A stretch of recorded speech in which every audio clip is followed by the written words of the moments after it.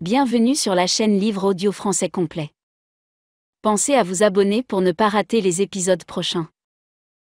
Cette fois, c'est Jérôme qui est au volant et Hodges à l'arrière. La Mercedes d'Olivia Trelawney prend lentement son élan. Mais une fois que le moteur 12 cylindres est lancé, elle file comme une fusée. Et avec la vie de sa mère et de sa sœur en ligne de mire, Jérôme la pilote comme une fusée, naviguant d'une voie à l'autre sans tenir compte des coups de klaxon de protestation des autres véhicules. Hodges estime qu'ils peuvent être au MAC dans 20 minutes, du moins si le gamin ne les met pas dans le décor. « Appelez le type de la sécurité !» ordonne Holly depuis le siège passager. « Appelez-le, appelez-le, appelez-le !» Pendant que Hodges sort son Nokia de la poche de son veston, il indique à Jérôme d'éviter le centre et de prendre le périphérique. « J'ai pas besoin de copilote à l'arrière, » dit Jérôme. « Occupez-vous d'appeler et c'est tout. Et faites vite. » Mais lorsqu'il essaie d'accéder au répertoire de son téléphone, le putain de Nokia émet un petit pépiment fragile et s'éteint. Quand l'a-t-il chargé pour la dernière fois? Hodges ne s'en souvient pas. Il ne se souvient pas non plus du numéro du bureau de la sécurité. Il aurait dû le noter sur son calepin au lieu de dépendre du téléphone. « Foutue technologie », se dit-il. Mais franchement, à qui la faute? « Holly, faites le 555 1900 et passez-moi votre téléphone. Le mien est mort. » 1900, c'est le numéro du département.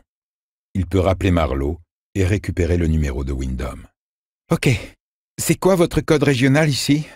Mon téléphone est sur... » Elle s'interrompt quand Jérôme déboîte pour doubler une camionnette et fonce droit sur un 4x4 venant en sens inverse, faisant des appels de phare et hurlant « Laisse-moi passer !» Le 4x4 fait un brusque écart et Jérôme passe la Mercedes en force en y laissant une couche de peinture. « Sur Cincinnati !» termine Holly, d'un ton aussi froid qu'une glace à l'eau. Hodges, qui ne dirait pas non à l'un des tranquillisants qu'elle prend, récite le code régional. Elle compose le numéro et lui passe le téléphone par-dessus le siège. « Commissariat central, que puis-je faire pour vous? »« Je dois parler à Marlowe Everett aux archives, tout de suite. »« Je suis désolé, monsieur, mais Mrs. Everett est partie il y a une demi-heure. »« Avez-vous son numéro de portable? »« Monsieur, je ne suis pas autorisé à communiquer ce genre d'infos. » Il n'a aucune envie de se lancer dans une discussion interminable et probablement vaine, alors il raccroche juste au moment où Jérôme s'engage sur le périphérique à plus de 90. « Qu'est-ce qui se passe, Bill? Pourquoi vous... »« Ferme-la et conduis, Jérôme, » dit Holly. « Mr. Hodges fait du mieux qu'il peut. » La vérité, c'est qu'elle ne tient vraiment pas à ce que je joigne quiconque, se dit Hodges, parce que c'est censé être nous et rien que nous. Une idée folle lui vient, que Holly est en train d'user d'un étrange fluide psychique pour faire en sorte que ça reste eux et rien qu'eux. Et ça pourrait bien marcher. Vu comment conduit Jérôme, ils seront au MAC avant que Hodges ait pu mettre la main sur quiconque en situation d'autorité. Une part froide de son esprit pense que ça pourrait être le mieux, parce que peu importe qui Hodges joindra, c'est Larry Wyndham, le chef de la sécurité du Mingo, et Hodges n'a pas confiance en lui. Brutus a toujours été un rentre-dedans. Un cogne d'abord, on discutera ensuite. Et Hodges doute qu'il ait changé. Pourtant, il doit essayer. Il rend son téléphone à Holly et dit « Je vois pas comment faire. Appelez les renseignements et... »« Réessayez ma sœur, » dit Jérôme. Et il récite le numéro d'un trait. Holly le compose, d'un pouce qui danse si vite que ses contours sont flous. « Messagerie !» Jérôme lâche un juron et accélère. Hodges n'a plus qu'à espérer qu'il y a un ange posté sur son épaule. « Barbara !» hurle Holly. Plus de marmonnement désormais. « Toi et les autres, foutez le camp de cet endroit immédiatement! Illico, pronto !» Elle coupe la communication d'un clic. « Et maintenant? Les renseignements, vous dites? »« Ouais. Demandez le numéro de la sécurité au MAC. Tapez-le et repassez-moi votre téléphone. Jérôme, tu prends la sortie 4A. »« C'est la 3B pour le MAC. » Ça, c'est si tu arrives par devant. Nous, on va passer par l'arrière. « Bill, s'il arrive quelque chose à ma mère et à ma sœur, il ne leur arrivera rien. Prends la 4A. » La conversation de Holly avec les renseignements a duré trop longtemps. « Holly, qu'est-ce qui se passe? »« Pas de ligne directe pour leur service de sécurité. » Elle compose un nouveau numéro, écoute et lui tend le téléphone. « Il faut passer par le standard. » Il presse fort l'iPhone de Holly à s'en meurtrir l'oreille. Ça sonne, et ça sonne encore. Tandis qu'il dépasse les sorties 2A et 2B, Hodges aperçoit le Mac. Il est illuminé comme un jukebox. Le parking est un océan de voitures. On répond finalement à son appel, mais avant qu'il ait pu dire un seul mot, un serveur vocal avec une voix de femme commence à lui délivrer un sermon. Le robot parle lentement et soigneusement, comme s'il s'adressait à quelqu'un dont l'anglais est la seconde langue et qui la maîtrise mal. « Bonjour et merci pour votre appel au Midwest Heart and Culture Center, où nous vous rendons la vie plus belle et où tout devient possible. » Hodges écoute, le téléphone de Holly écrasé sur l'oreille et de la sueur ruisselant sur ses joues et dans son cou. Il est 19h06. Le salaud n'agira pas avant que le concert commence, tente-t-il de se persuader. En fait, c'est une prière qu'il fait. Et les concerts de rock commencent toujours avec du retard. « Nous vous rappelons, poursuit la femme robot d'une voix sucrée, que nous n'existerions pas sans votre soutien et que vos cartes d'abonnement pour la saison de notre orchestre symphonique et pour notre automne théâtral sont en vente dès à présent. Non seulement vous économiserez 50%, « Alors quoi, qu'est-ce qu'ils vous disent ?» gueule Jérôme alors qu'il dépasse les sorties 3A et 3B. Le panneau suivant annonce « Sortie 4A, Spicer Boulevard, 800 mètres. » Jérôme a lancé son propre téléphone à Holly et celle-ci essaie d'abord de joindre Tania, puis de nouveau Barbara, sans succès. « Ils me passent leur putain de pub !» dit Hodges. Il se frotte à nouveau le creux de l'épaule. Cette douleur ressemble à une dent infectée. Tu tourneras à gauche à la sortie de la bretelle. Puis tu prendras à droite, à un bloc environ, je crois. Peut-être 2. Au niveau du McDonald's, de toute façon. La Mercedes a beau rouler à 120 maintenant, son moteur ne ronronne pas plus fort qu'un chat somnolent. « Si on entend une explosion, je deviens fou !» annonce Jérôme d'un ton réaliste. « Conduis et tais-toi !» lui dit Holly. Une Winston intacte tremblote entre ses dents. « Si tu nous plantes pas, tout ira bien !» Elle réessaie le numéro de Tania. « On va le choper. On va le choper, le choper, le choper !» Jérôme lui décoche un coup d'œil. « Holly, vous êtes cinglée. Conduis et tais-toi !» répète-t-elle. Vous pouvez aussi, grâce à votre carte Mac, obtenir une réduction de 10% dans une sélection de restaurants et magasins de détail de la région, dit la femme robot à Hodges. Puis, à la fin des fins, elle en vient au but. Notre secrétariat est fermé pour le moment, mais si vous connaissez le numéro de la ligne de votre correspondant, vous pouvez le composer à tout moment. Sinon, veuillez écouter attentivement, car la liste de nos options a changé. Pour joindre Avery Jones au bureau théâtre, composez le 10.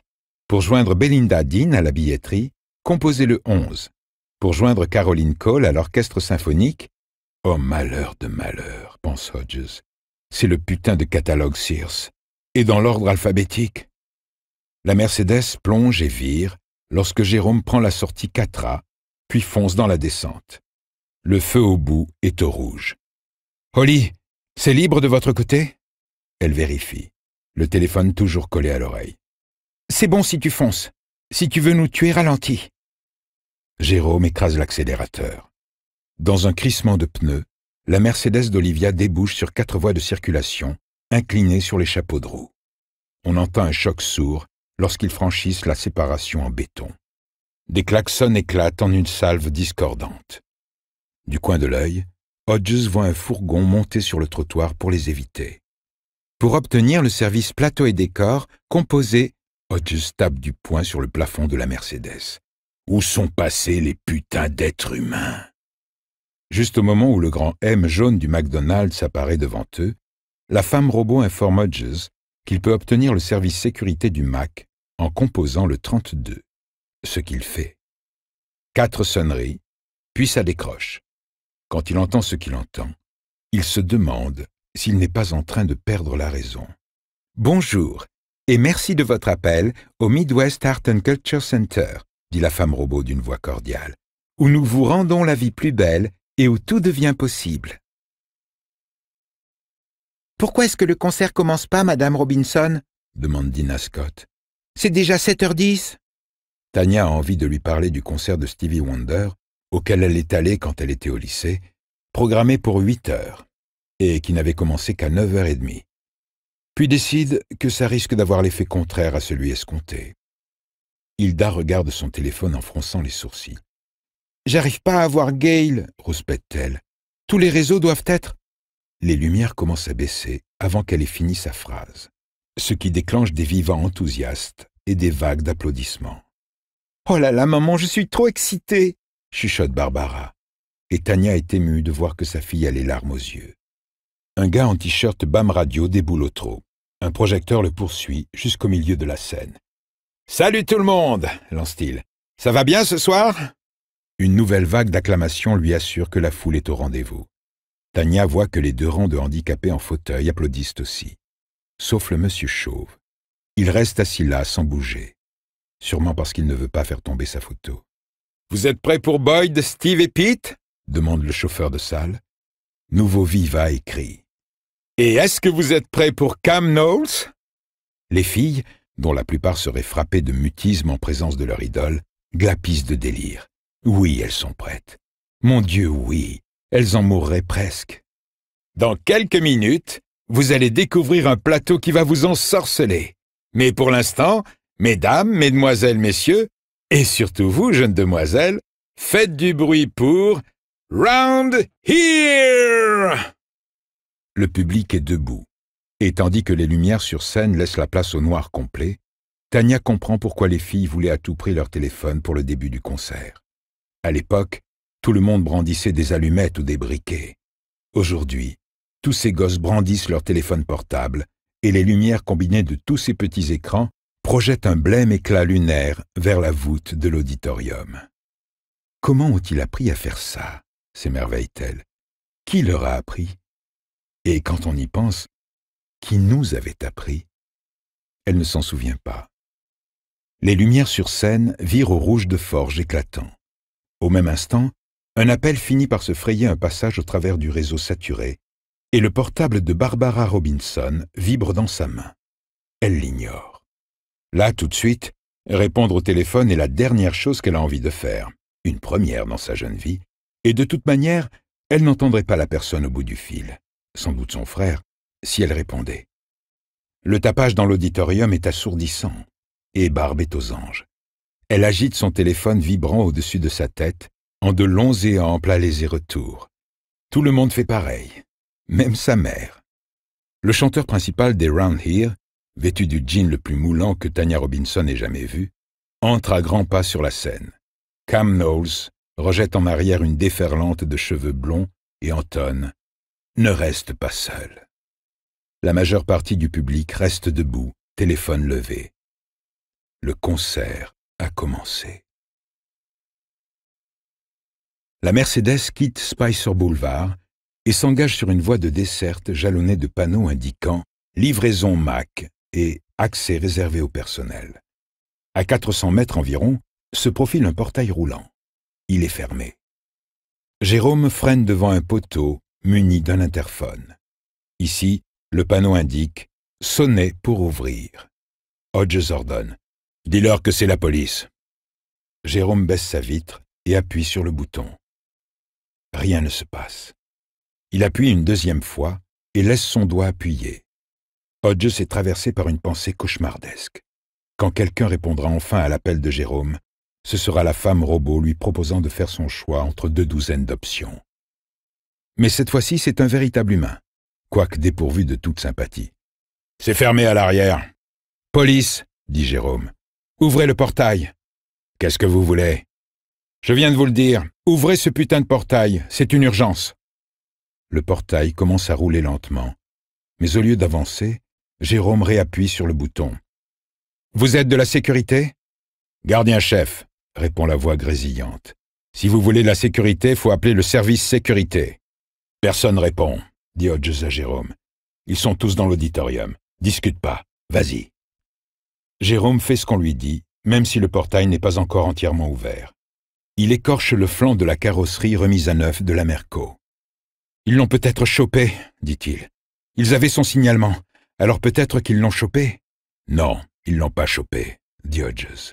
Il est à l'intérieur. »« Comment vous le savez ?»« Écoute. » Il ne distingue pas encore les accents d'une vraie musique, mais par la vitre restée ouverte côté conducteur, ils perçoivent la progression sourde d'une basse. Le concert a commencé. Si les hommes de Windom avaient coincé un type bardé d'explosifs, ils auraient tout interrompu et seraient en train de faire évacuer les lieux. « Comment a-t-il pu entrer ?» demande Jérôme en cognant sur le volant. « Comment ?» Hodges perçoit la terreur dans la voix du garçon. Tout ça à cause de lui. Tout à cause de lui. Je n'en ai aucune idée. Ils avaient sa photo.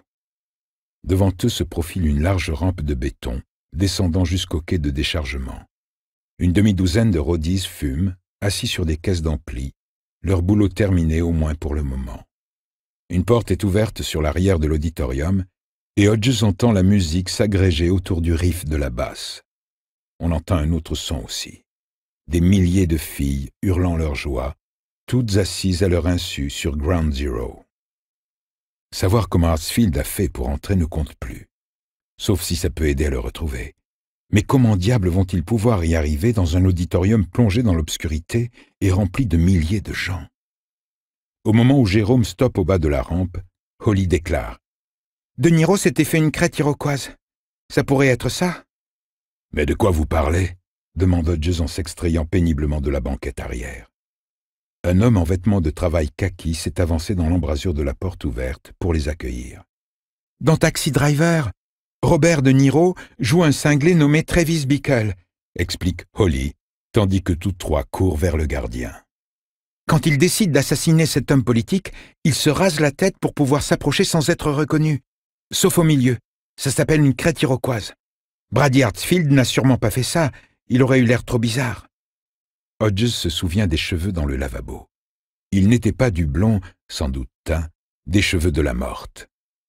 Holly est peut-être déjantée, mais il pense qu'elle a raison. Hartsfield y est allé le crâne rasé. Mais même comme ça... Le gardien-chef s'avance à leur rencontre. « Que se passe-t-il » Hodges sort sa carte d'identification et la lui présente rapidement, le pouce toujours posé à l'endroit stratégique. « Inspecteur Bill Hodges. Votre nom, monsieur ?»« Jamie Gallison. » Ses yeux passent brièvement de Jérôme à Holly. « Je suis sa coéquipière, » dit Holly. « Stagiaire, » dit Jérôme. Les roadies observent. Certains ont prestement écrasé des cigarettes qui contenaient peut-être une substance un peu plus forte que du tabac. Par la porte ouverte, Hodges aperçoit des projecteurs de chantier éclairant un espace de rangement rempli d'accessoires et de décors de fond de scène. « Monsieur Gallison, nous avons un sérieux problème, » dit Hodges. « J'ai besoin que vous demandiez à Larry Windom de venir ici tout de suite. »« Ne faites pas ça, Bill !» Même dans sa détresse croissante, il a conscience que c'est la première fois que Holly l'appelle par son prénom. Il ne l'écoute pas. « Monsieur, j'ai besoin que vous l'appeliez sur son portable. » Gallison secoue la tête. « Les gars de la sécurité n'ont pas de portable quand ils sont en service. Lorsqu'on a ce genre de grands concerts, de concerts pour jeunes, je veux dire, c'est différent quand c'est des adultes. Les réseaux sont saturés. Les gars de la sécurité sont équipés de... » Holly tire sur la manche de Hodges. « Ne faites pas ça. Vous allez l'effrayer et il va le déclencher. Je sais qu'il va le faire. » « Elle pourrait bien avoir raison, » dit Jérôme. Puis, se souvenant peut-être de son statut de stagiaire, il ajoute « Monsieur ». Gallison les considère d'un œil alarmé. « Effrayer qui? Déclencher quoi ?» Hodges reste concentré sur le gardien. « Ils sont équipés de quoi? Talkie-walkies? Émetteurs-récepteurs radio? »« Radio, oui. Ils ont... » Il se touche l'oreille. « Vous savez, un genre d'oreillette, comme le FBI et les services secrets. Qu'est-ce qui se passe, là? Dites-moi que ce n'est pas une bombe. » Ce qu'il voit sur le visage blême et transpirant de Hodges ne le rassure pas. « Seigneur, c'est ça ?» Hodges passe devant lui et entre dans la zone de dépôt caverneuse. Au-delà du capharnaüm d'accessoires, de décors et de pupitres à partition, il y a un atelier de menuiserie et un atelier costume. La musique est plus forte que jamais, et il commence à avoir du mal à respirer. La douleur redescend dans son bras gauche et sa poitrine lui semble trop lourde. Mais il a l'esprit clair. Brady s'est soit rasé, soit coupé les cheveux ras et a teint ce qui reste. Il a pu se tartiner de fond de teint pour se brunir, ou mettre des lentilles colorées ou des lunettes. Mais même avec tout ça, il resterait quand même un homme seul, assistant à un concert destiné à des fillettes. Après le signalement fourni à Windham, Hartsfield n'aurait pas manqué d'attirer l'attention et les soupçons. Et il y a les explosifs. Holly et Jérôme sont au courant. Mais Hodges en sait plus. Il y avait aussi des billes de roulement. Sans doute un paquet. Même s'ils ne l'ont pas appréhendé à l'entrée, comment Hartsfield a-t-il pu introduire tout ça à l'intérieur? La sécurité est donc si mauvaise que ça, ici? Gallison l'attrape par le bras gauche, et quand il le secoue, Hodges sent la douleur remonter jusque dans ses tempes. « J'y vais. Je trouve le premier type de la sécurité et je lui dis de passer un appel à Windham pour qu'il descende ici vous parler. »« Non, » dit Hodges. « Vous n'allez pas faire ça, monsieur. » Holly Gibney est la seule à y voir clair parmi eux. Mr. Mercedes est à l'intérieur. Il a une bombe, et c'est seulement par la grâce de Dieu qu'il ne l'a pas encore actionnée. Il est trop tard pour la police, et trop tard pour la sécurité du MAC. Il est même trop tard pour lui. Mais Hodges s'assoit sur une caisse vide. « Jérôme, Holly, venez ici. » Ils lui obéissent.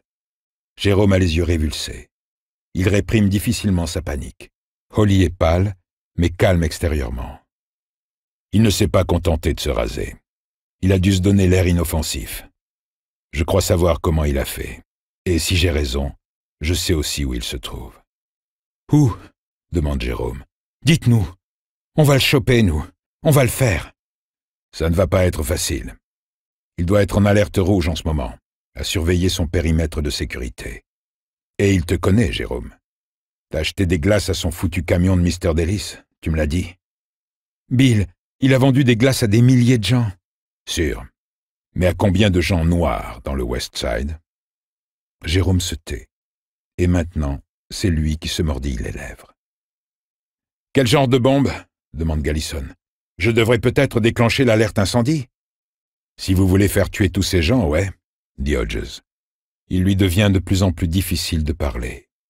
À la seconde où il percevra le danger, il fera sauter tout ce qu'il a. C'est ce que vous voulez? Gallison ne répond pas, et Hodges se retourne vers les deux improbables coéquipiers dont Dieu, ou quelque destin facétieux, a ordonné la présence à ses côtés ce soir. On ne peut pas prendre de risque avec toi, Jérôme. Et on ne peut sûrement pas prendre de risque avec moi. Il me traquait déjà bien avant que je sache qu'il existait. « Je l'approcherai par derrière, » dit Jérôme. « Je le prendrai par surprise. Il ne me verra pas dans l'obscurité. S'il est là où je pense qu'il est, t'as pas plus de 50% de chance de réussir.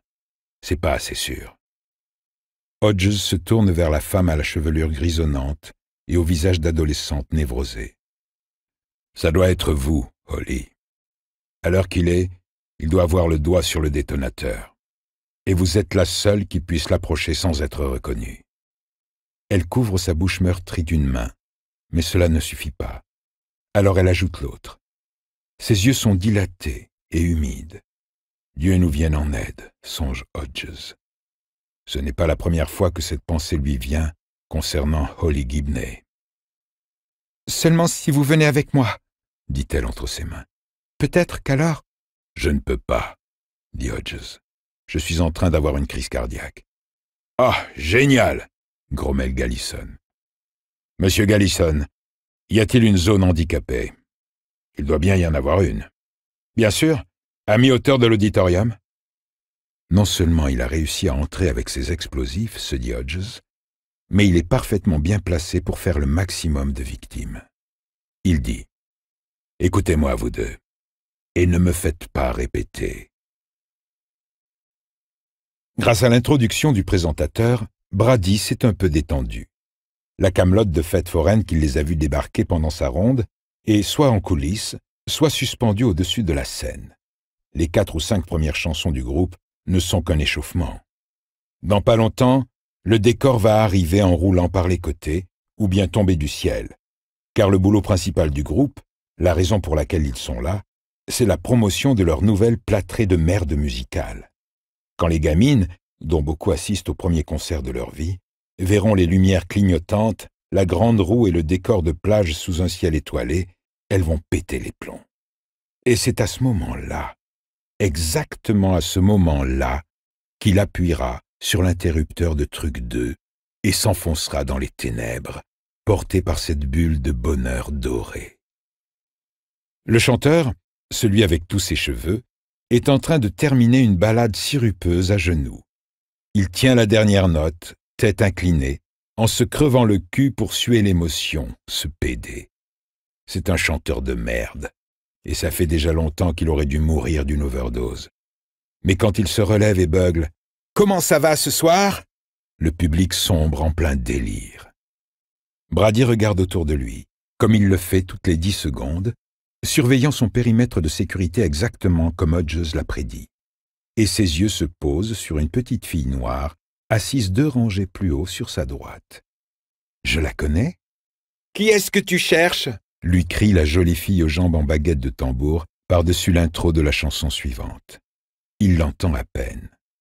Elle lui sourit largement, et Brady trouve ça affreusement ridicule qu'une fille avec des brindilles à la place des jambes sourit comme ça.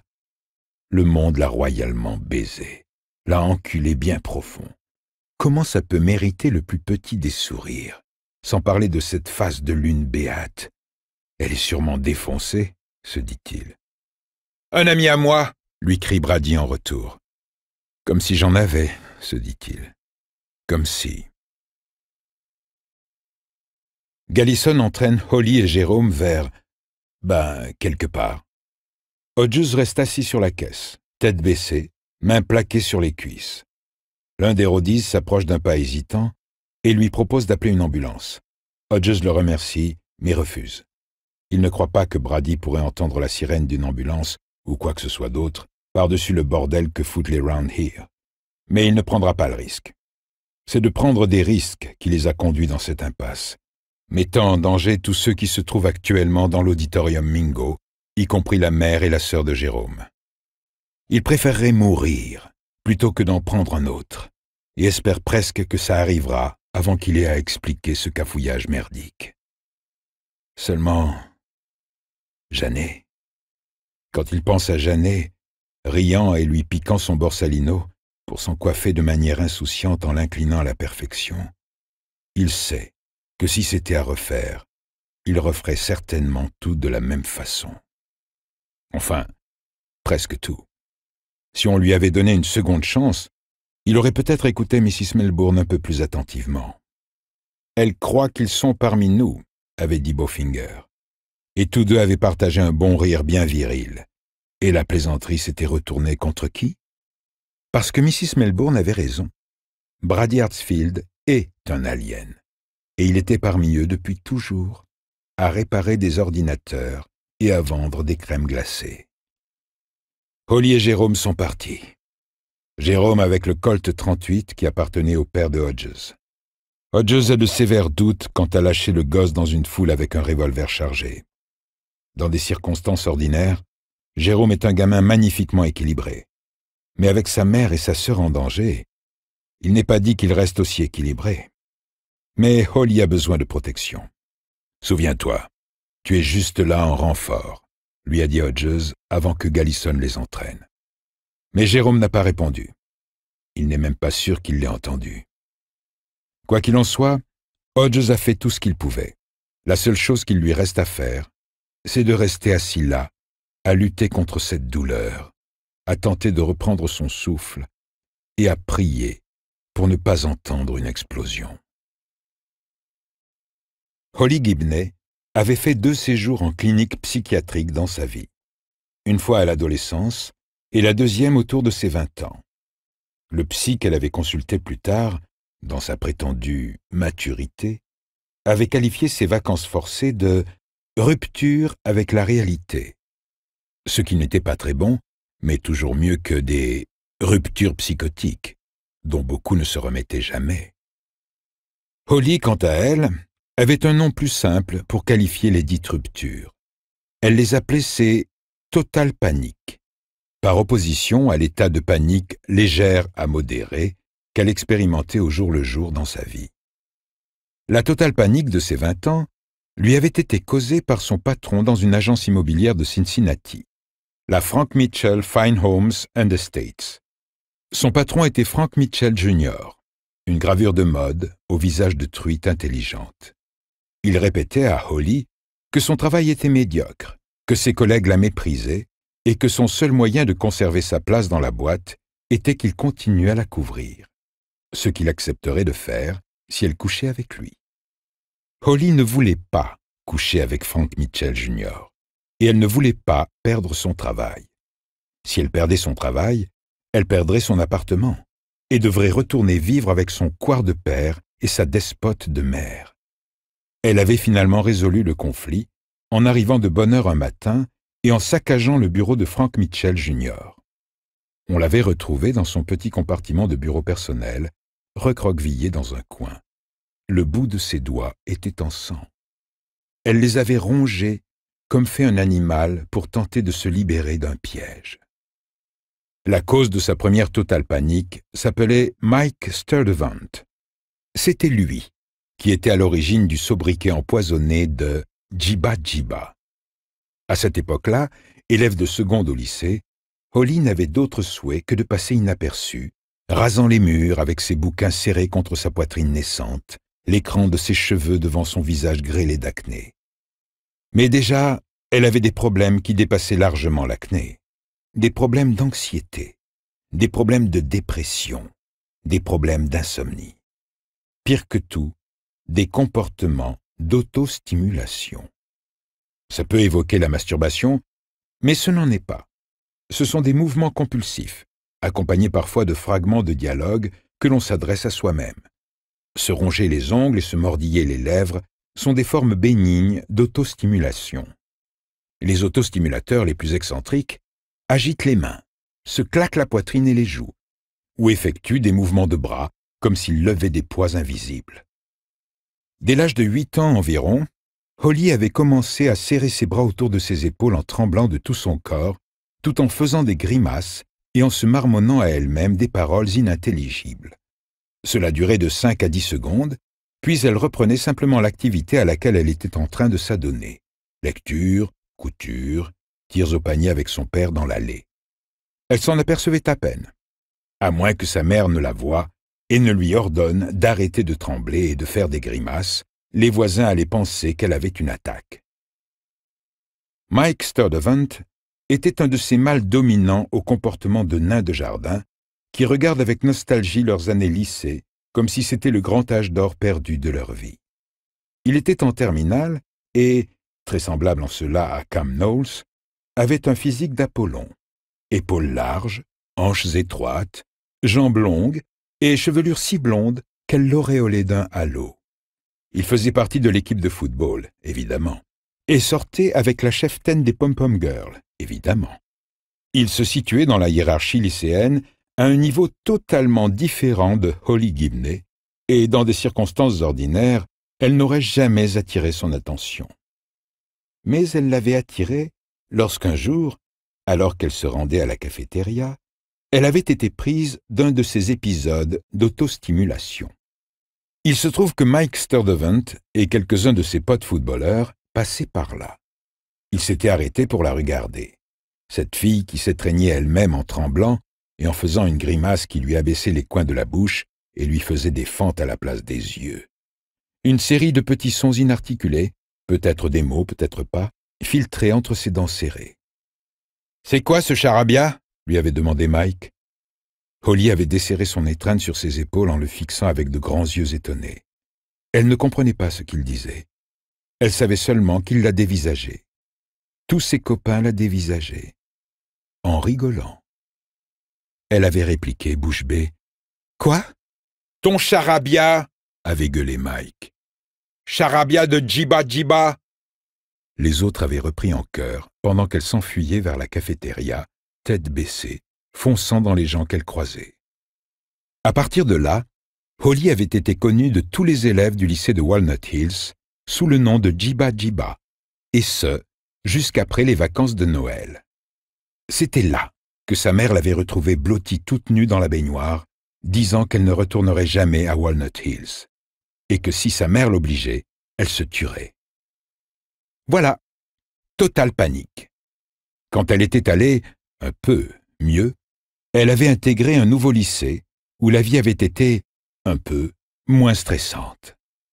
Elle n'avait plus jamais été obligée de revoir Mike Sturdivant, mais elle faisait encore des rêves dans lesquels elle courait dans un interminable couloir de lycée des fois rien qu'en culotte et en soutien-gorge, pendant que les gens riaient en la montrant du doigt et en l'appelant Djiba Djiba.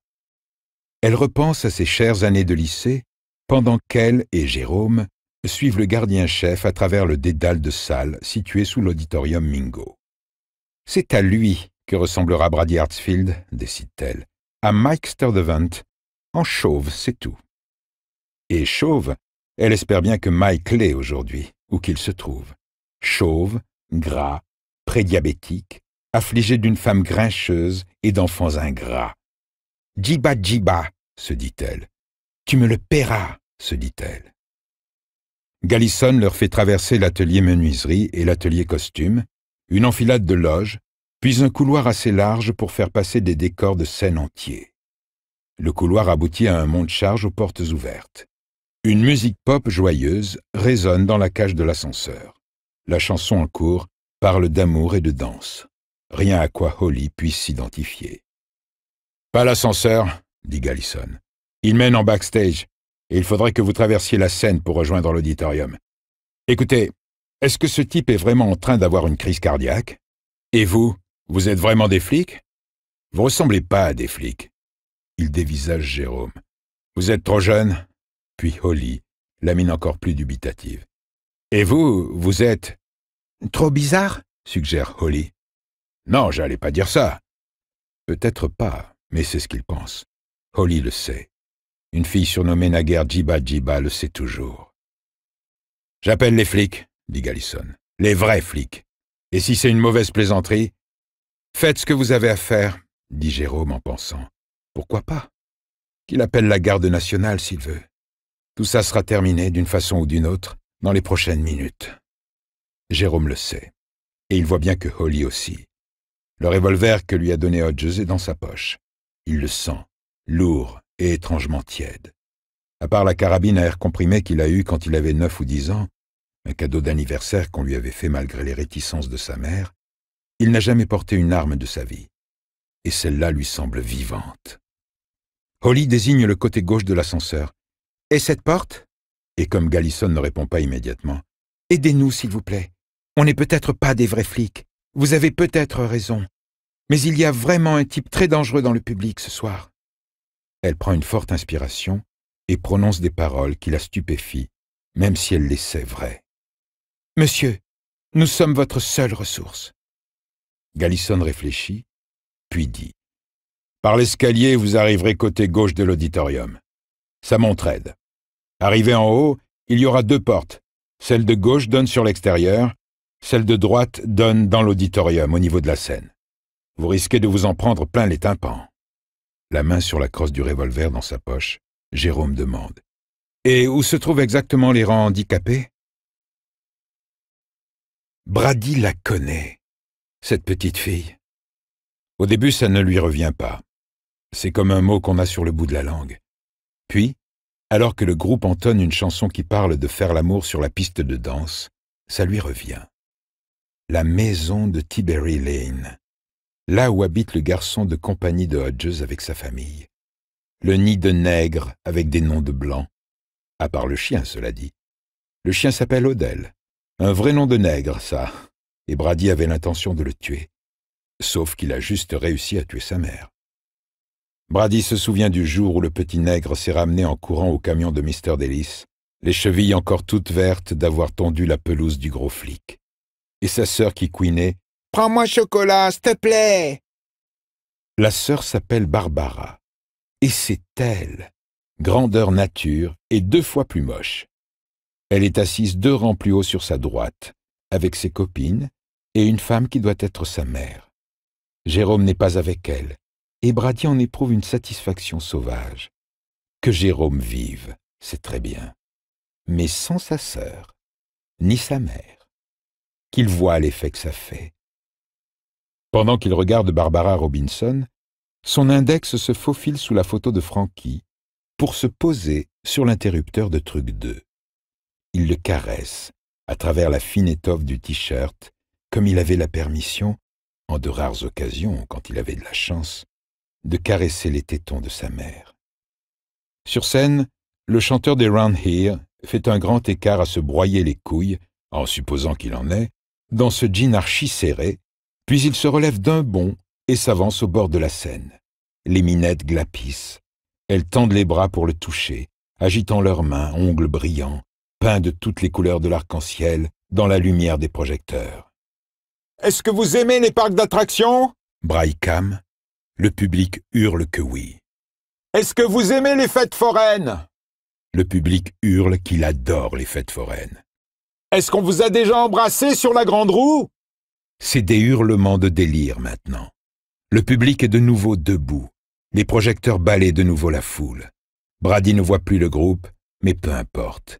Il sait déjà ce qui se prépare, car il était là pour le déchargement. Baissant la voix dans un intime murmure amplifié, Cam dit « Eh bien, vous allez recevoir ce baiser ce soir !» Des flonflons de fête foraine s'élèvent. Un synthétiseur Korg programmé sur un air d'orgue de Barbarie. La scène est soudain inondée d'un tourbillon de lumière. Orange, bleu, rouge, vert, jaune. Des cris de surprise accueillent le décor de manège qui commence à descendre. Le carrousel et la grande roue tournent déjà. « Voici la chanson qui donne son titre à notre nouvel album. On espère que vous l'aimez !» bugle Cam. Et les autres instruments commencent à se joindre au synthétiseur.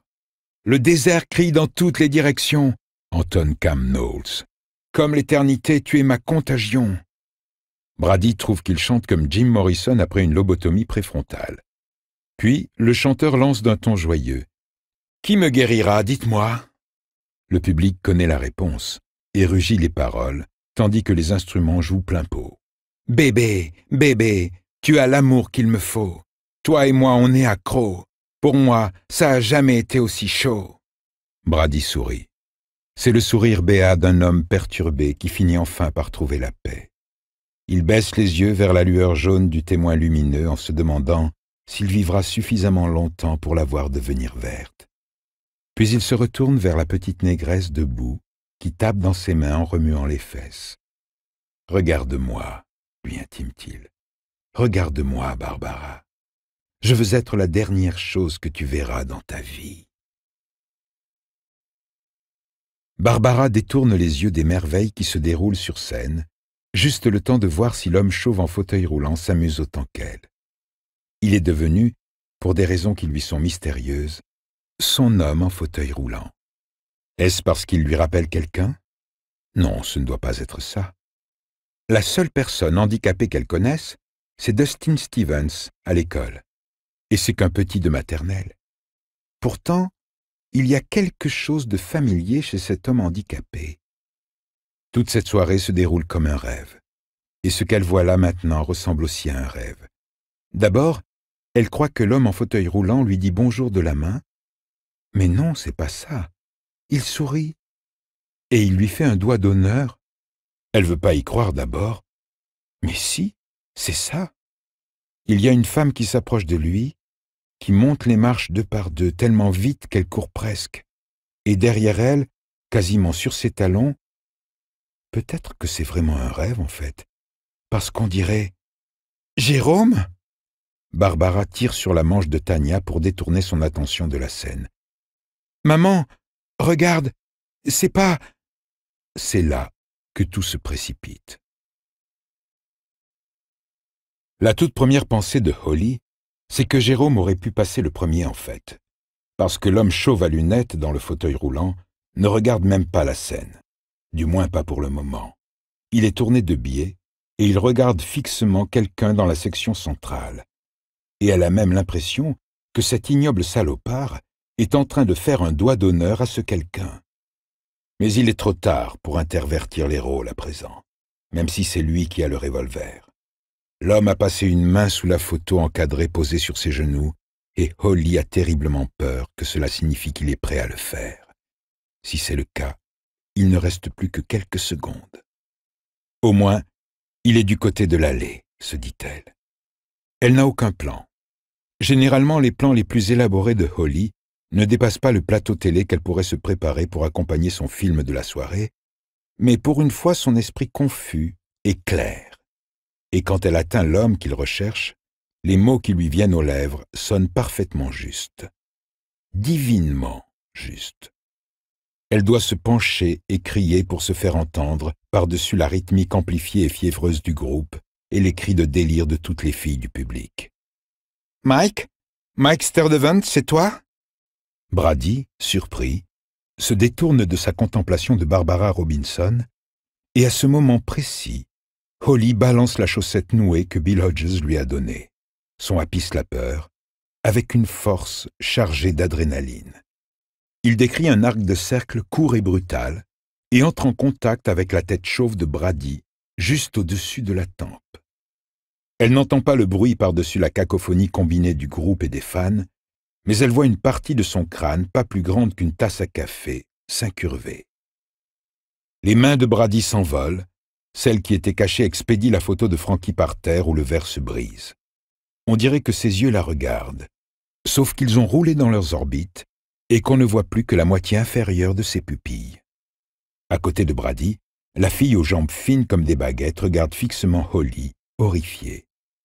Barbara Robinson aussi. Personne d'autre n'a rien remarqué. Ils sont tous debout, à battre des mains, à tanguer et à chanter. « Je veux t'aimer à mon gré, sur la côte en voiture l'été. » La bouche de Brady s'ouvre et se ferme, comme celle d'un poisson qu'on vient de sortir de la rivière. « Ce sera un nouveau jour pour nous, je te ferai des bisous sur la grande roue. » Jérôme pose une main sur l'épaule de Holly et crie pour qu'elle l'entende. « Holly, qu'est-ce qu'il a sous son t-shirt » Elle l'entend. Il est si près qu'elle sent la tiédeur de son souffle contre sa joue. Mais ça lui fait l'effet d'une transmission radio perturbée, la voix d'un DJ ou d'un prêcheur d'évangile diffusé depuis l'autre côté du pays, en plein milieu de la nuit. « Tiens, Mike, un petit cadeau de Jiba Jiba, » dit-elle. Et elle le frappe exactement au même endroit, mais plus fort, creusant encore la dépression dans son crâne. La peau fine éclate et le sang coule, d'abord par gouttes, puis en rigole, ruisselant dans son cou et colorant en pourpre sale le haut de son t-shirt bleu des Round Here. Cette fois-ci, la tête de Brady part sur le côté et rebondit sur son épaule droite, et il commence à tressaillir et à remuer les jambes. Elle se dit, comme un chien qui rêve qu'il chasse des lapins. Avant que Holly ait pu balancer un autre coup de chaussette, et elle en a vachement, mais alors vachement envie, Jérôme la ceinture et la fait pivoter. « C'est bon, Holly, il est KO. Qu'est-ce que vous faites ?»« De la thérapie, » dit-elle. Et là, toute sa force la quitte. Elle s'assoit sur une marche. Ses doigts lâchent l'extrémité nouée du happy slapper qui tombe à côté de son pied. Sur la scène, le groupe continue à jouer. Une main le tire par le bras. « Jérôme! Jérôme !» Il se détourne de Holly et de la forme prostrée de Brady Hartsfield et voit sa petite sœur, les yeux écarquillés de stupeur. Sa mère est juste derrière elle. Remonté comme il l'est, ça ne surprend pas du tout Jérôme. Mais en même temps, il sait que le danger n'est pas neutralisé. « Qu'est-ce que vous avez fait ?» hurle une fille. « Qu'est-ce que vous lui avez fait ?» Jérôme pivote et voit la fille assise de l'autre côté de Brady Hartsfield tendre la main vers lui. Jérôme crie. « Holly, ne la laisse pas faire !» Holly se lève précipitamment, trébuche et manque s'affaler sur Brady. Ça aurait assurément été la dernière chute de sa vie. Mais elle arrive à rester debout et saisit les mains de la fille en fauteuil. Ses poignets sont mous et presque sans force, et Holly éprouve une seconde de pitié. Elle se penche en avant et crie pour être entendue. « Ne le touchez pas! Il a une bombe, et je crois qu'elle est puissante !» La fille se ratatine sur son fauteuil. Elle a peut-être compris, ou peut-être qu'elle a juste peur de Holly, qui a l'air encore plus folle que d'habitude. Les tremblements et tressaillements de Brady s'accentuent. Ça ne plaît pas du tout à Holly, car elle aperçoit quelque chose, une petite lumière jaune sous son t-shirt. Jaune égale problème.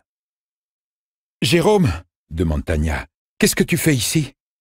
Un placeur s'approche. « Libérez le passage !» crie-t-il par-dessus la musique. « Libérez le passage, messieurs, dames !» Jérôme saisit les épaules de sa mère. Il la tire à lui jusqu'à ce que leurs fronts se touchent. « Il faut que tu sortes d'ici, maman. Prends les filles et va-t'en, tout de suite. Fais sortir le placeur avec toi. Dis-lui que ta fille est malade.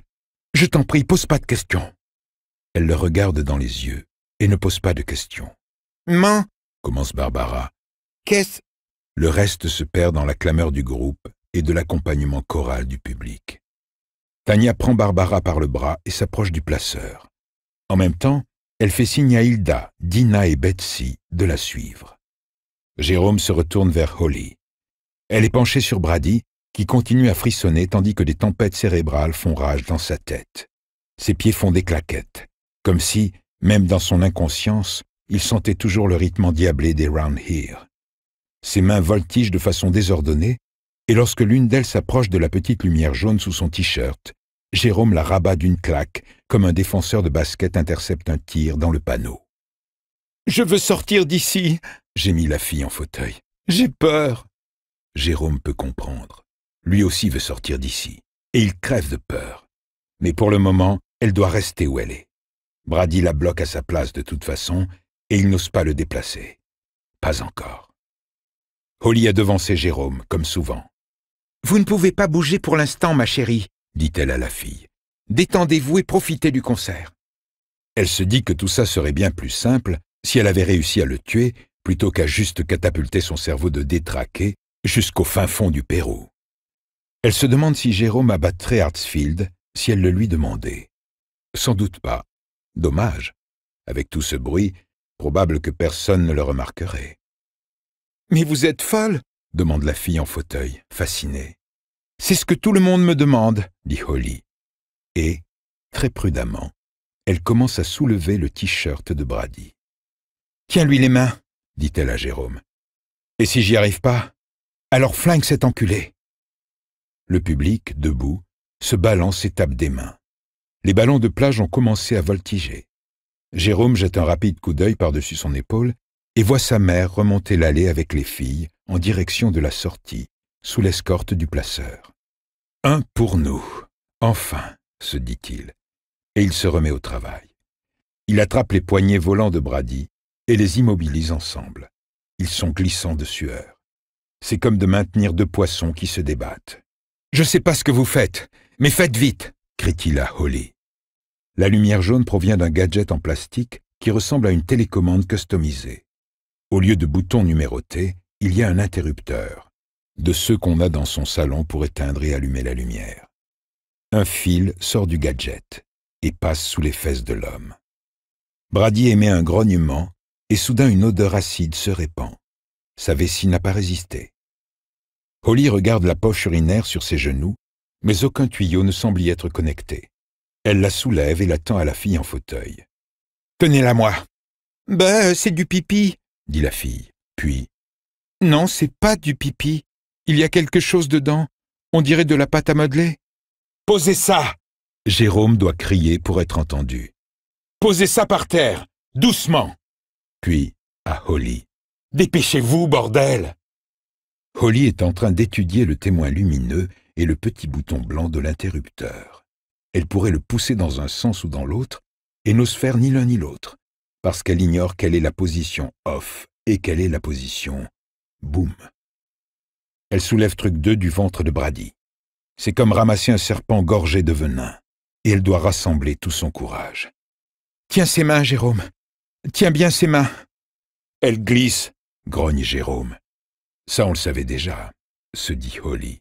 « Un enfant de putain qui glisse entre les mains.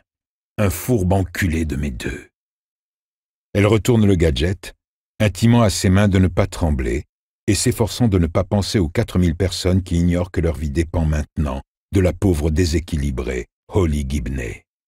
Elle regarde le couvercle des piles, puis, en retenant son souffle, elle le fait coulisser et le laisse tomber par terre.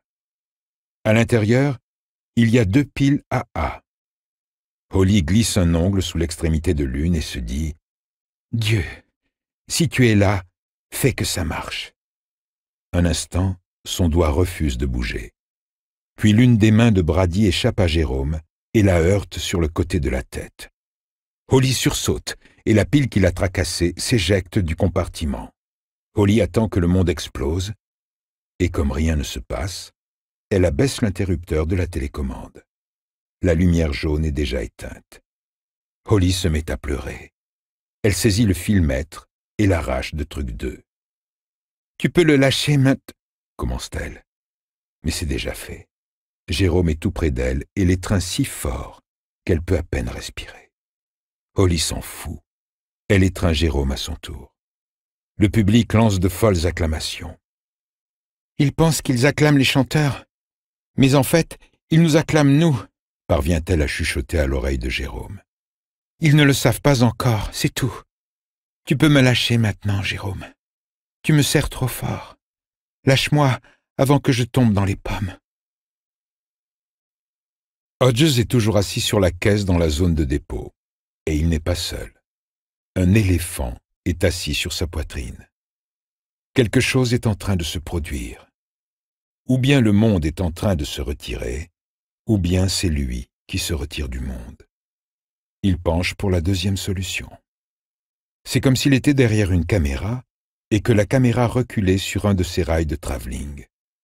Le monde est toujours aussi lumineux, mais il rétrécit, et il est entouré d'un cercle croissant d'obscurité. Il se cramponne de toute la force de sa volonté, attendant soit une explosion, soit pas d'explosion. Un roadie se penche sur lui et demande si ça va. « Vous avez les lèvres bleues ?» l'informe le gars. Hodges lui fait signe de le laisser. Il doit écouter. De la musique, des vivas, des hurlements joyeux, rien d'autre. Pour le moment, du moins. « Tiens bon, se dit-il, tiens bon. »« Quoi ?» demande le roadie, se penchant plus près. « Quoi ?»« Je dois tenir bon, » chuchote Hodges. Mais c'est à peine s'il peut respirer. Le monde a rapetissé à la taille d'un dollar d'argent à l'éclat féroce. Puis ça aussi s'est oblitéré. Non parce qu'il a perdu connaissance, mais parce que quelqu'un marche vers lui. C'est Jeannet, des marches lentes et chaloupées. Elle est coiffée de son borsalino, inclinée de manière sexy sur le coin de l'œil. Hodges se souvient de ce qu'elle a répondu quand il a demandé comment il avait eu la chance de se retrouver dans son lit. « Je ne regrette rien. On peut s'en tenir à ça ?»« Oui, pense-t-il. Ouais. » Il ferme les yeux et culbute de sa caisse, comme un petit d'un petit de son mur. Le roadie le rattrape, mais peut seulement amortir sa chute, non la prévenir. Les autres font cercle. « Qui connaît les gestes de premier secours ?» demande celui qui a retenu Hodges. Un gars avec une longue queue de cheval grise s'avance. Il porte un t-shirt de Judas Coin fané, et il a les yeux rouges et brillants. « Moi, mais je suis complètement défoncé, mec. »« Essaye quand même. » Le roadie à la queue de cheval s'agenouille. « Je pense que ce gars est en train de partir, » dit-il. Mais il se met au travail. Là-haut, les Round Here commencent une nouvelle chanson, sous les glapissements et acclamations de leurs admiratrices. Ces filles se souviendront de cette soirée pendant le restant de leur vie. La musique, l'excitation, les ballons de plage oscillant au-dessus de la foule tanguant et dansant. Elles apprendront par les journaux l'histoire de la bombe qui n'a pas explosé, mais pour les jeunes, les tragédies qui n'arrivent pas restent des rêves. Les souvenirs, c'est ça la réalité. Hodges se réveille dans une chambre d'hôpital, surpris de se retrouver en vie, mais pas du tout surpris de découvrir son ancien coéquipier assis à son chevet. Sa première pensée, c'est que Pete, les traits tirés, pas rasés, les pointes de son col rebiquant à lui transpercer le gosier, paraît plus mal en point que ne se sent Hodges. Sa deuxième pensée est pour Jérôme et Holly. « Ils l'ont arrêté ?» grince-t-il. Il a la gorge sèche comme un os. Il essaye de s'asseoir. Les machines qui l'entourent commencent à biper et à gronder. Il se rallonge, mais ses yeux n'ont pas quitté le visage de Pete. « Alors ?»« Oui, ils l'ont arrêté, » dit Pete. « La femme dit s'appeler Holly Gibney, mais je crois plutôt que c'est Sheena, la reine de la jungle.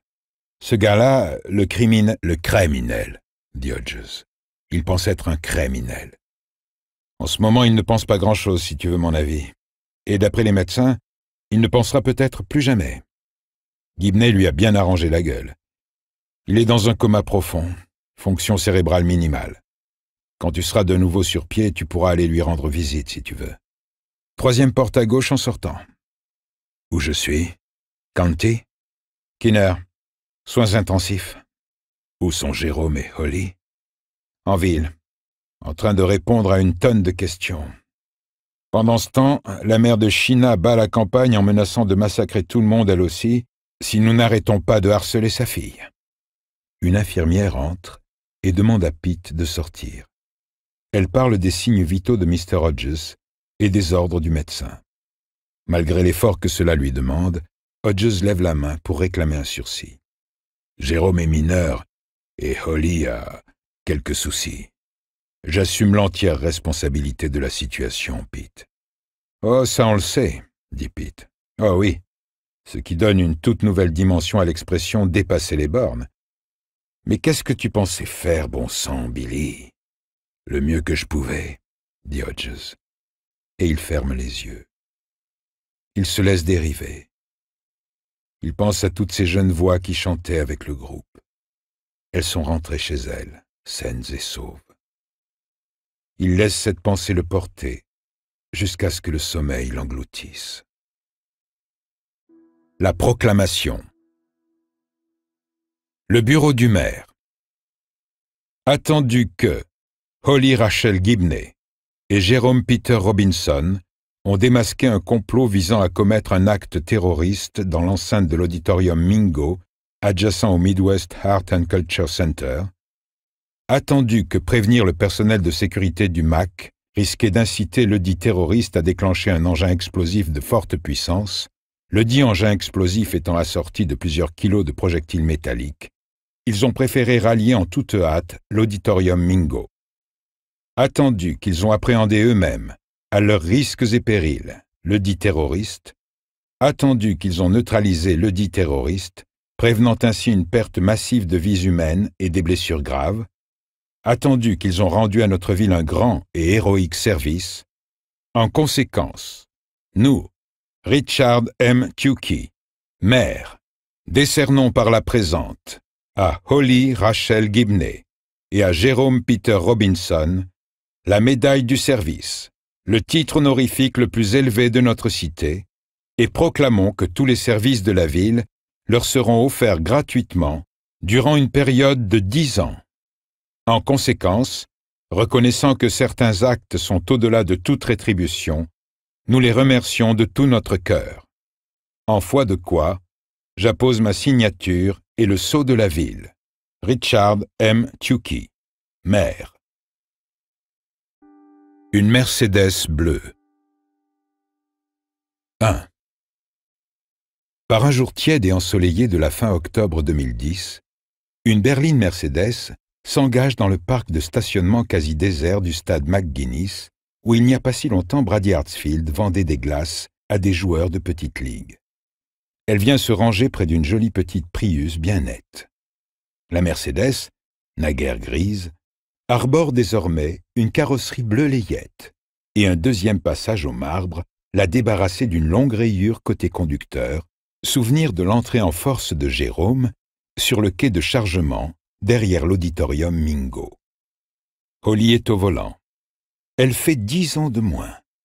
Sa longue chevelure, auparavant grise et informe, est désormais un casque de cheveux noirs et brillants, grâce à l'intervention d'un salon de coiffure de première classe recommandé par Tanya Robinson.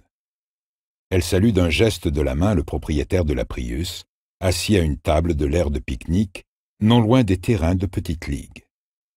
Jérôme descend de la Mercedes, ouvre le coffre et en extrait un lourd panier d'osier. « Bon sang, Holly, dit-il, t'as mis quoi là-dedans? La dinde de Thanksgiving? Je voulais qu'il y en ait plein pour tout le monde. Tu sais qu'il est au régime? Mais pas toi, dit-elle. Tu es en pleine croissance. Et il y a aussi une bouteille de champagne. Alors surtout, ne le lâche pas. » Holly sort une boîte de Nicorette de sa poche et fourre une gomme dans sa bouche.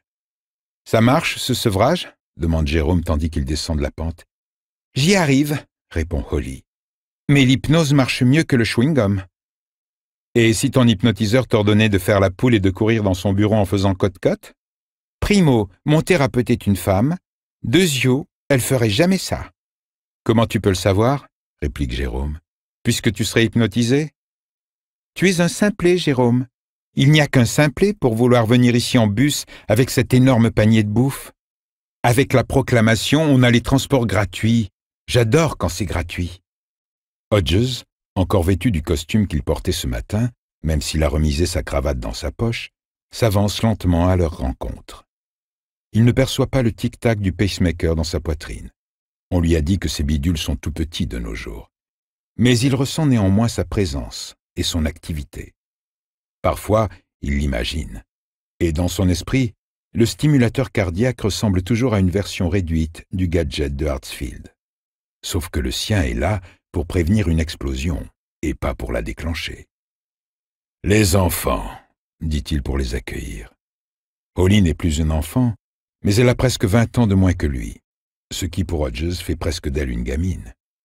Il tend la main vers le panier de pique-nique, mais Jérôme l'éloigne de lui. « Non, non, non, dit-il. Je le porte. Votre cœur ?»« Mon cœur va bien, » dit Hodges. Et à en croire son dernier bilan, c'est vrai, même s'il a encore du mal à le croire. Il a l'impression que tous les rescapés de crise cardiaque doivent éprouver la même sensation. « Et vous avez bonne mine aussi, » dit Jérôme. « Oui, » renchérit Holly. « Et Dieu soit loué, vous avez renouvelé votre garde-robe. Vous aviez l'air d'un épouvantail la dernière fois que je vous ai vu. Combien de kilos avez-vous perdu ?»« 17, » répond Hodges. Et la pensée qui lui vient ensuite, j'aimerais que Jeannet soit là pour voir ça, serre son cœur régulé électroniquement. « Bon, les Weight Watchers en sourdine, » décrète Jérôme. « Holst nous a prévu du champagne. Alors je veux savoir si on a quelque chose à fêter. Ça s'est passé comment ce matin ?» Le procureur général abandonne les poursuites. Toutes les accusations sont retirées. Billy Hodges s'en tire sans une égratignure. Holly se jette dans ses bras et le serre très fort. Hodges lui rend son étreinte et la gratifie d'un baiser sur la joue. Avec ses cheveux courts et son visage bien dégagé, pour la première fois depuis son enfance, mais cela Hodges l'ignore, sa ressemblance avec Jeannet est frappante. C'est en même temps douloureux et réconfortant. Jérôme se sent obligé de rappeler Tyrone Feelgood Delight à la rescousse. « Monsieur Hodges, vous libre, libre enfin! Dieu Tout-Puissant, monsieur, vous libre enfin! »« Cesse de parler comme ça, Jérôme, » dit Holly. « C'est puéril. » Elle sort la bouteille de champagne du panier, ainsi qu'un trio de verres en plastique. « Le procureur m'a escorté jusqu'au bureau de Daniel Silver, un juge qui a dû m'entendre témoigner des centaines de fois du temps où j'étais flic, » raconte Hodges. « Il m'a remonté les bretelles pendant 10 minutes et m'a dit que mon comportement inconsidéré avait mis la vie de 4000 personnes en danger. » Jérôme est scandalisé. « C'est honteux! C'est grâce à vous si ces gens sont encore en vie. »« Non, » dit doucement Hodges. « C'est grâce à toi et Holly. Si Hartsfield ne vous avait pas contacté pour commencer, les flics seraient encore en train de le chercher, et ces 4000 personnes seraient mortes. » Vrai ou pas, Hodges n'est pas mécontent du tour qu'ont pris les événements au Mingo. Ce dont il n'arrive pas à se remettre en revanche, et il n'y arrivera jamais, c'est de ce qui est arrivé à Jeannet. Silver l'a accusé d'avoir joué un rôle clé dans son décès. Et c'est peut-être bien la vérité. Mais Hartsfield n'aurait pas hésité à réitérer son exploit. Et si ce n'avait pas été au concert des Round Here, aux journées professionnelles à l'Embassy, ou n'importe où ailleurs. Il y avait pris goût. On est donc en présence d'une équation cruelle. La vie de Jeannet en échange de toutes celles de ses victimes potentielles. Et si cela s'était produit au concert, 2 de ses victimes auraient été la sœur et la mère de Jérôme. « Et vous avez répondu quoi ?» demande Holly. « Vous lui avez répondu quoi au juge ?»« Rien. Quand on est convoqué pour recevoir la fessée, la seule chose à faire, c'est de serrer les dents et d'encaisser. »« C'est pour ça que vous n'étiez pas avec nous à la remise de la médaille, ni à la proclamation. Ces peaux de vache vous ont puni. »« J'imagine, oui, » dit Hodges. Quoique si les autorités s'imaginaient le punir, elles se trompaient. La dernière chose qu'il aurait voulu, c'est qu'on lui passe une médaille autour du cou et qu'on lui remette les clés de la ville. Il a été flic pendant 40 ans. C'est ça, ces clés de la ville. « Dommage pour vous, » dit Jérôme. « Vous prendrez jamais le bus gratis. »« Comment ça se passe à Lake Avenue, Holly? Vous trouvez vos marques ?» Ça va mieux, répond Holly. Elle est en train d'opérer sur le bouchon du champagne avec une délicatesse de chirurgien. Je dors de nouveau toute la nuit. Et je vois le docteur Leibowitz 2 fois par semaine. Elle m'aide beaucoup. Et avec votre mère, ça s'arrange? Ça, il sait que c'est un sujet épineux, mais il a le sentiment qu'il doit l'aborder, au moins cette fois-ci. Elle appelle toujours 5 fois par jour pour vous supplier de rentrer à Cincinnati? Elle a réduit à 2 fois par jour, répond Holly. Première des choses le matin et dernière chose le soir. Elle est seule. Elle est plus inquiète pour elle que pour moi. C'est dur de changer de vie quand on est vieux. À qui le dis-tu, pense Hodges. C'est une remarque très judicieuse, Holly. Le docteur Leibowitz dit que les habitudes ont la vie dure. C'est dur pour moi d'arrêter de fumer, et c'est dur pour maman de s'habituer à vivre seule, et aussi de réaliser que je ne suis pas obligé de rester la gamine de 14 ans blottie dans sa baignoire ad vitam aeternam. Il se taise un instant. Sur le terrain numéro 3 de Petite Ligue, un corbeau prend possession de la plaque du lanceur et pousse un croassement triomphal. C'est le testament de Janelle Patterson qui a rendu possible la séparation de Holly d'avec sa mère. Le plus gros de la succession de Janet, qu'elle avait hérité d'une autre des victimes de Brady Hartsfield, est allé à oncle Henry C. Royce et à tante Charlotte Gibney. Mais Janet a aussi légué un demi-million de dollars à sa cousine Holly.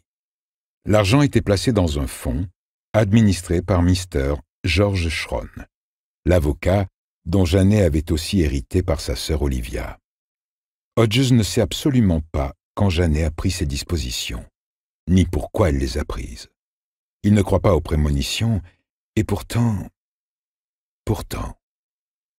Charlotte avait opposé un refus formel au déménagement de Holly, prétendant que sa fille n'était pas prête à vivre seule. Vu que Holly frisait la 50aine, autant dire qu'elle ne serait jamais prête.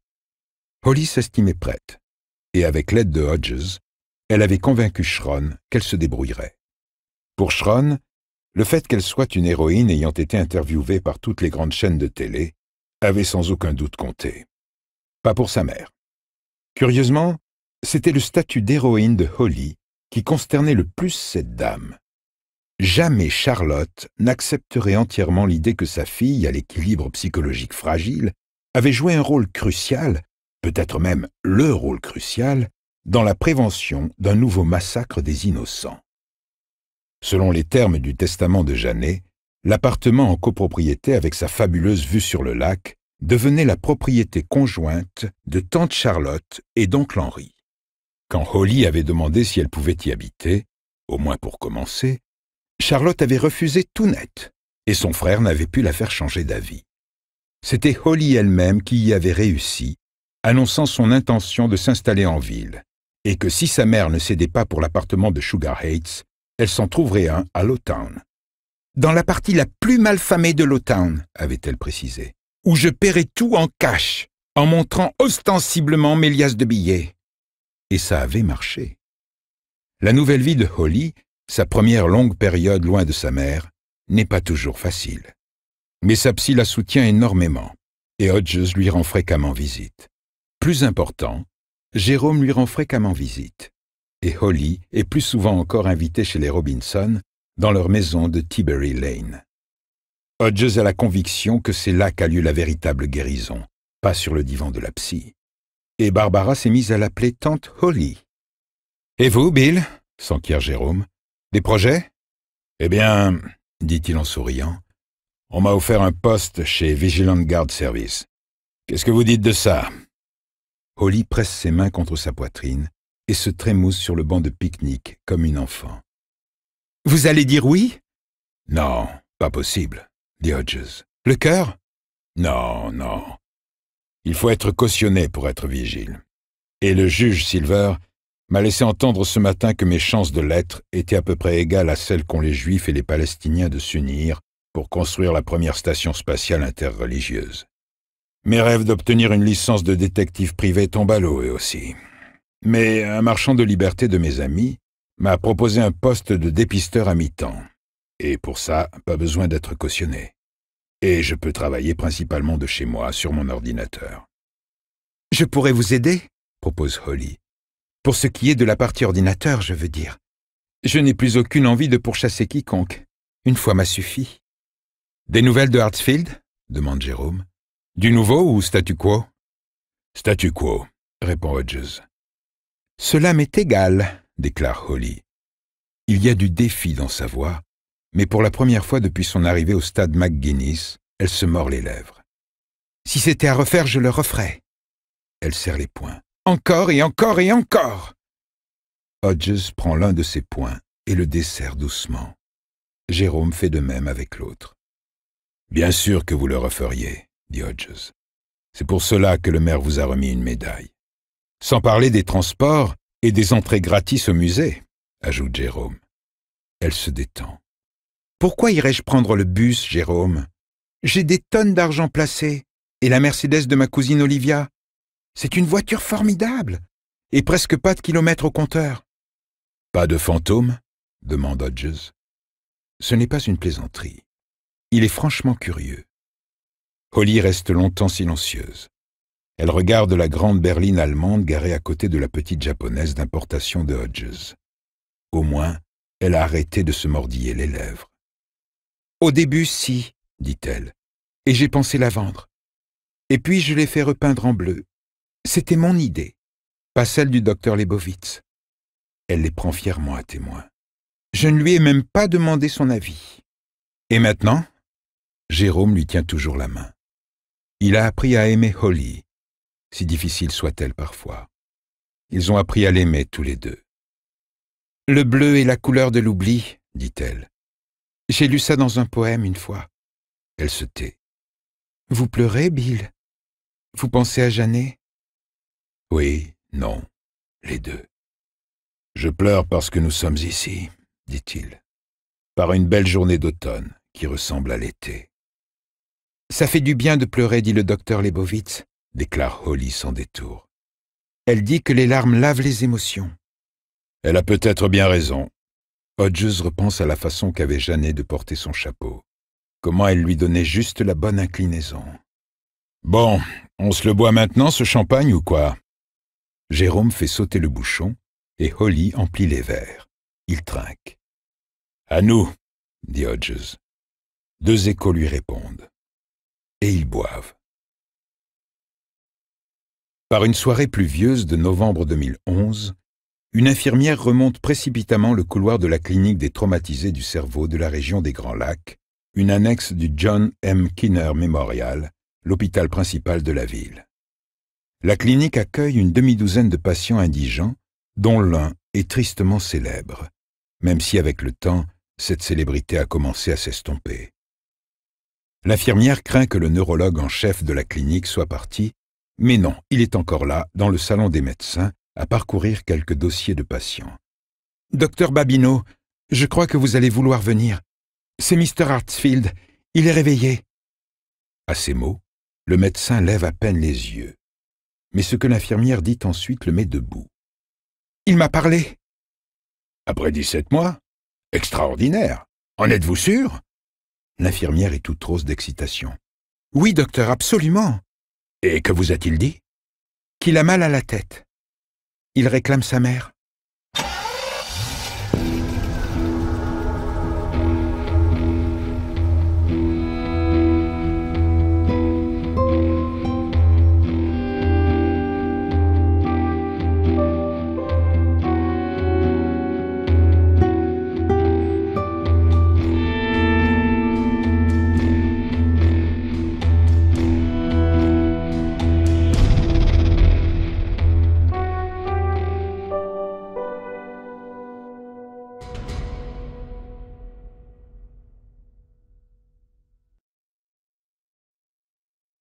Note de l'auteur. Le vol à la volée existe bel et bien. Cependant, il serait tout à fait impossible de le pratiquer sur aucun des véhicules mentionnés dans ce livre, y compris la Mercedes-Benz SL500 conçue à l'ère des systèmes d'ouverture sans clé. Les SL500, comme toutes les Mercedes, sont des voitures haut de gamme pourvues de dispositifs de sécurité haut de gamme.